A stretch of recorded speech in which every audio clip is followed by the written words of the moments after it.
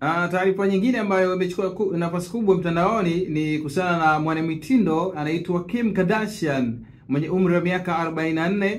Yeye amefunguka kuhusu maisha yake aliyowahi kuwa akiishi na aliyekuwa mume wake, na mzungumzia Kanye West, kwenye mume wake Kanye West, kwenye sekta ya malezi ya watoto wao ambao wamebarikiwa kupata wakiwa pamoja. Lakini Kim Kardashian amezungumza hayo kwenye mahojiano kupitia Call Her Daddy podcast, ambapo Kim Kardashian kumradhi amenukuliwa akisema kwamba huwa anapiga simu kuwaulizia, lakini ni kama miezi kadhaa sasa hatujasikia simu yoyote ama sauti yake kutusalimia ama kujua maendeleo ya familia kwa ujumla yanaendaje. Sasa huyu hapa Nicki Minaj,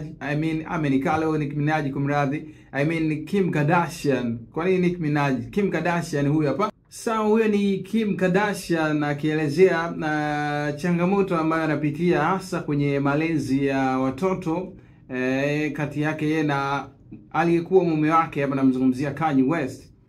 Sawa, Kim Kardashian pamoja na Kanye West wao walioana mwaka 2014 na kuachana rasmi mwaka 2022, na wao wawili wana watoto wanne ambao ni North ana umri wa miaka 11, alafu kuna Saint ana miaka 9, Chicago ana miaka 7, pamoja na P Sal ana miaka 6. Kwa hiyo unaweza kaona hapa kwenye kupishana hapa 6 mwaka mmoja, yani amepishanisha hapa mwaka mmoja, kwa maana ya huyu mtoto mwenye miaka 6 amepishana mmoja, yani 6, 7, 9 na 11. Kwa hiyo unaweza kaona hii miaka ambavyo wamepishana. Lakini tangu kutengana kwao, Kim Kardashian amekuwa akiwalea watoto hao huko Los Angeles, huko Kanye West akiishi mbali, na mara nyingi akiwa nchini Italia akihusika na miradi yake ya muziki pamoja na mitindo. Kwa hiyo ni vitu ambavyo kama mama, kama mwanamitindo pia